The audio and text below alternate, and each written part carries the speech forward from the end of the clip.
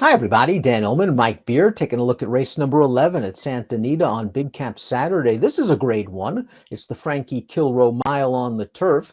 As we take a look at the field, we'll see some of the better turf horses in Southern California congregate for this race. Master of Foxhounds is real solid. Hong Kong Harry has kicked hard in his last two races, and you can make the case that as of right now, he's the best turf horse on the West Coast. Yeah, well, listen, if nothing else, he's pretty hard to knock. He just sort of shows up and runs every single time, at least since he's arrived in North America. And he's done it no matter what the pace scenario is, Dan. So that's sort of a feather in his cap. He doesn't have that signature win yet. But man, he's, just been really, really tough in graded stakes races over the last year or so. Let's take a look at the time form US pace projector. The 4 Air Force Red's a quick horse. I think he's going to get to the lead in here. Master of Foxhounds is quick. I think his speed probably plays a little bit better, going a little bit longer, but I do think he'll be close to the pace. Royal Ship has shown speed on dirt, more of a mid-pack stalker on the turf. I think Air Force Red gets to the lead. I think Master of Foxhounds sits off. Yeah, I saw those two horses being the ones to show the way here. It'll actually be pretty interesting to see what we get from Royal Ship with blinkers on as he returns to turf for the first time in a really long time. He didn't have any speed on turf, earlier in his career, but maybe he'll have some here. The number one is Gold Phoenix, and he was a winner at a mile earlier in his career, but his form really progressed once they stretched him out in distance. He won the Grade 2 Del Mar handicap at 11 furlongs. He ran just fine in the John Henry Turf Championship, 2 starts back, going a mile and a quarter, and last time out, just draw a line through it. He was completely overmatched in the Breeders' Cup Turf. It's his first race off the layoff. He's likely going to have to come from way, way downtown, and the question is the mile too sharp for him?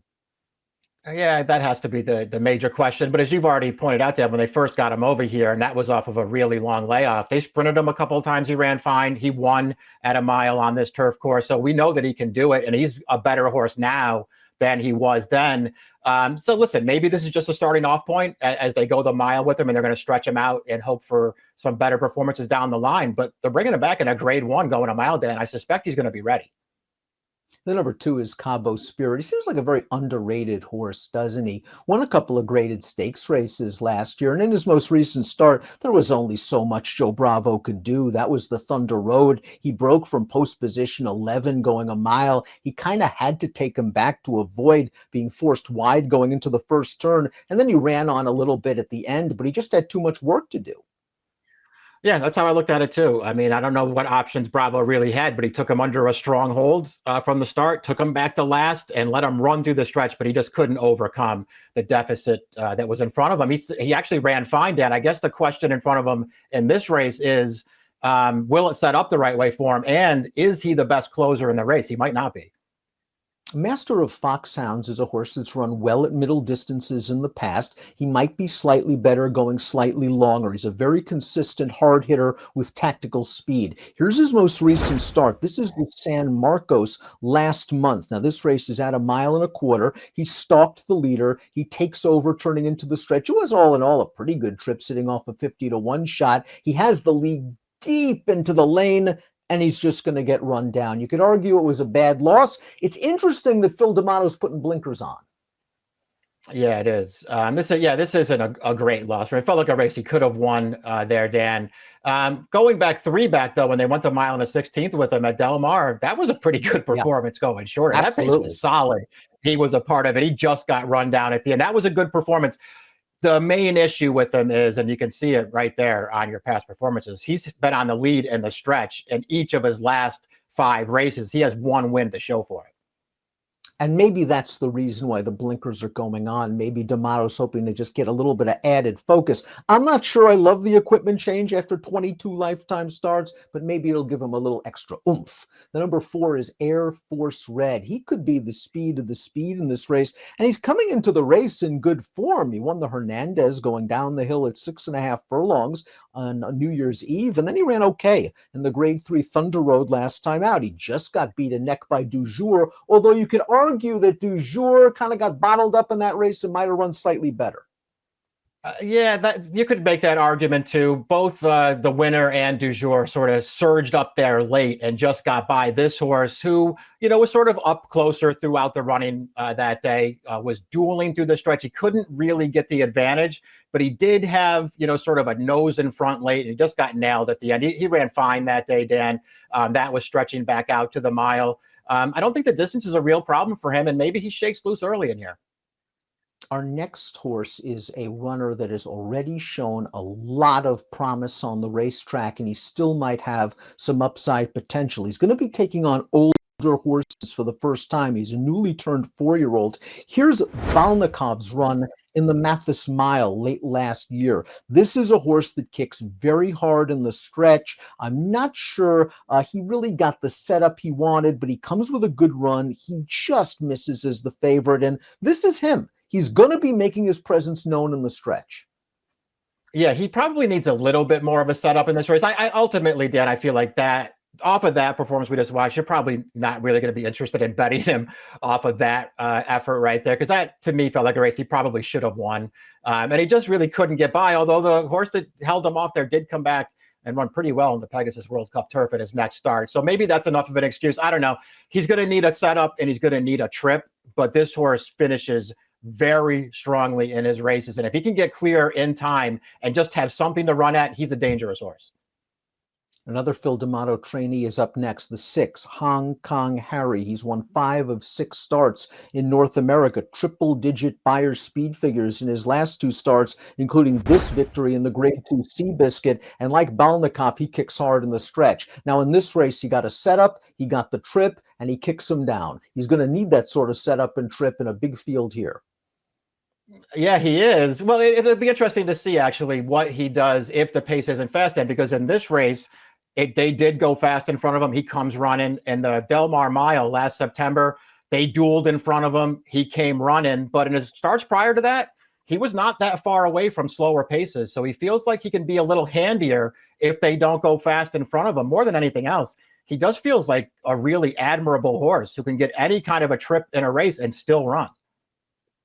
Rarely see Bob Baffert trained horses in these major Grade 1 stakes races on the turf. The number 7 Du Jour ran just fine in his seasonal debut, finishing ahead of 3 of these in the Thunder Road. We're going to watch that race right now, and Du Jour turns into the stretch, and he's sort of in those red silks, and he's in behind horses here, and he's trying to find a place to get clear. He had to alter course off heels fairly sharply, and when he did so, he found a seam, and he came with a good, solid run.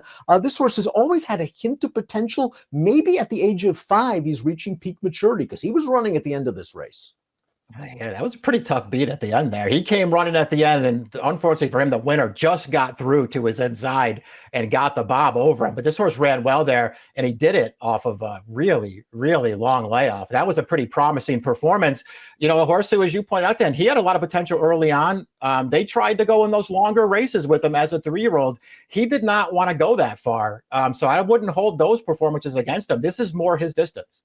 Number 8 is Iradeo. He just finished 4th in that video we showed with Du Jour, only beaten 3/4 of a length. You might want to click on the short comment line in your free DRF formulator pass performances that you'll get when you play this card on DRF bets. Did you see any trouble with Iradeo, however?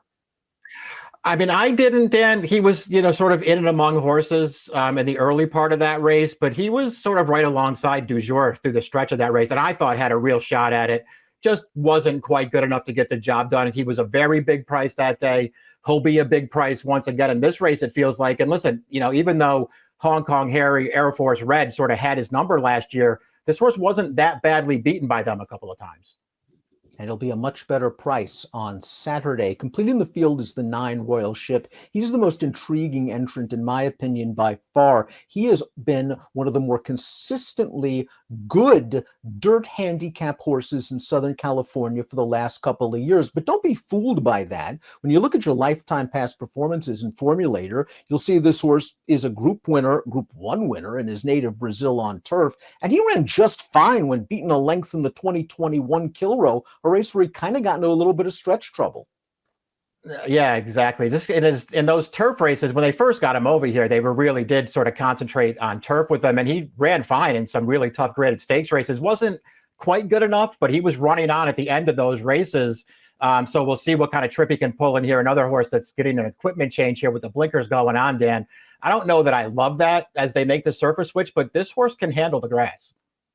And plenty of class, beating Country Grammar 3 starts back in the San Diego on dirt with a triple-digit Beyer speed figure. It's top pick time for the Grade 1 Frankie Kilroe Mile on Big Cup Saturday at the Great Race Place. Mike's going with Balnikoff. I certainly understand that. I really think this horse has a tremendous amount of upside potential, and I think he'll kick hard. I think he'll get a better setup this time. He won't have to sit as close, and he'll fire on late. Yeah, I'm hoping that that's the case, Dan. He's going to need a trip here. He's going to need a little bit of a setup, and this certainly isn't an easy spot for him. But I feel like he's better than he may even look on paper. He doesn't really have those flashy figures that some of these other horses have, but his form is good, and he kicks hard. I had a very tough time with this race. I like Master of Foxhound's consistency, and I like his tactical speed. I think, as usual, he'll be right there when the field turns for home. It'll be a question whether he can just fend off what should be several stretch challenges. Maybe the blinkers give him a little bit more focus. Good addition of the Grade 1 Kilroe Mile at Santa Anita on Saturday. Best of luck.